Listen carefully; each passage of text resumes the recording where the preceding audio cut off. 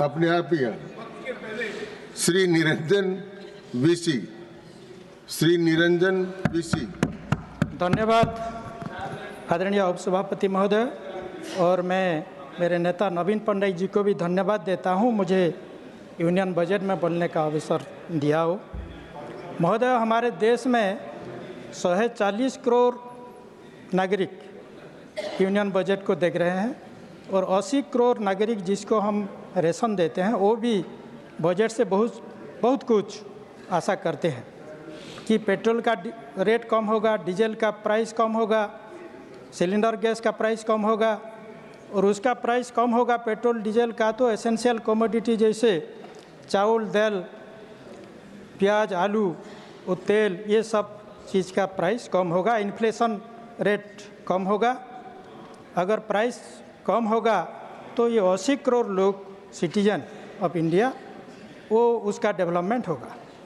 लेकिन देखते हैं ये बजट में पेट्रोल का प्राइस कम नहीं हो रहा है, डीजल का प्राइस कम नहीं हो रहा है, वो गैस सिलेंडर का प्राइस कम नहीं हो रहा है। तो एसेंशियल कमोडिटी जैसे उसका रेट कैसे कम होगा और इन्फ्लेशन कैसे कम होगा।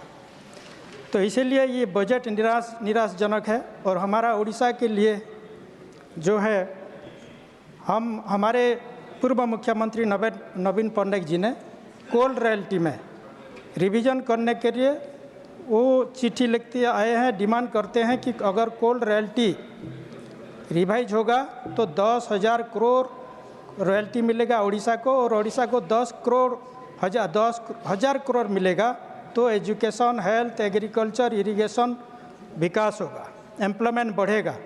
महोदय, हमारा उड़ीसा में बहुत सारे फैक्ट्री, इंडस्ट्री, मिल सब बंद है। शुगर मिल बंद है, पेपर मिल बंद है, स्पिनिंग मिल बंद है, फैक्ट्रीज बंद है। तो अनएम्प्लॉयमेंट बहुत बढ़ रहा है, और अनएम्प्लॉयमेंट इतना बढ़ रहा है, सब लेबर क्लास, ST, SC है, OBC, जितना लेबर वर्कर्स, किसान, स्मॉल फार्मर, मार्जिनल फार्मर, सब इन सर्च ऑफ फूड दूसरा स्टेट को, दूसरा कंट्री को जाते हैं। और daily 4-5 bodies, dead bodies reporting coming to Orissa. तो ऐसे हालत हो गया है, बेकारी समस्या बढ़ गया है और दर दाम बढ़ गया है। अभी ये 80 करोड़ आदमी जो आम जो ST, SC है वो बहुत परेशान है ये बजट में। और महोदय, ST, SC के लिए बजट में कुछ नहीं है। और ministry of social justice empowerment में जो ST, SC, OBC, माइनॉरिटी, दिव्यांगजन का वेलफेयर के लिए होता है एक डिपार्टमेंट, वो डिपार्टमेंट के लिए मात्र 1200 करोड़ फंड दिया है।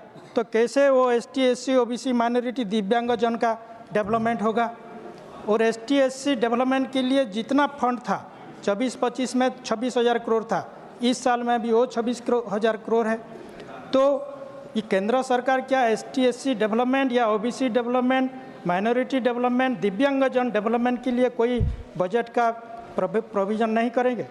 तो अगर वो जो मार्जिनलाइज्ड कम्युनिटी है, वीकर सेक्शन है, डिप्राइव्ड कम्युनिटी है, वर्किंग क्लास है, टॉयलिंग मास है, उसका डेवलपमेंट नहीं होगा तो सबका साथ सबका विकास कैसे होगा, देश का विकास कैसे होगा?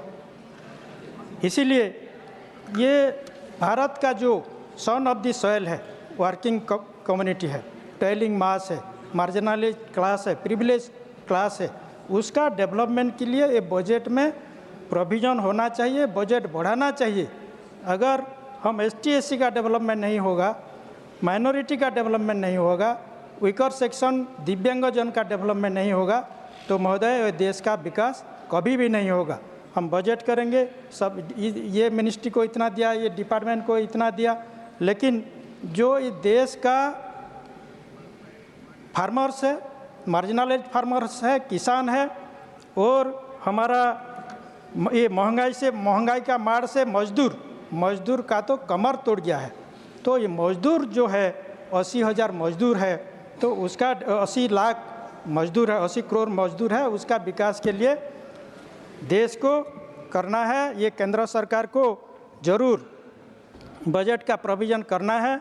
और हमारा उड़ीसा को जो कोल रॉयल्टी 10,000 करोड़ का कोल रॉयल्टी बढ़ा देना है। अगर नहीं देंगे और जितना भी हमारा इधर माननीय मंत्री जी भी है, हमारा वेस्टर्न उड़ीसा में पर्टिकुलरली जितना भी इंडस्ट्री था, फैक्ट्री था, मिल था, सब बंद हो गया है।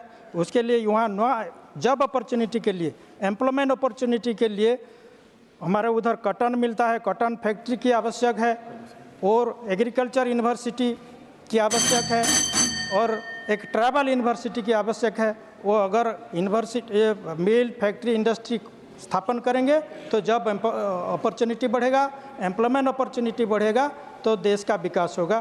Thank you. धन्यवाद। माननीय श्रीमती सुधा मूर्ति जी।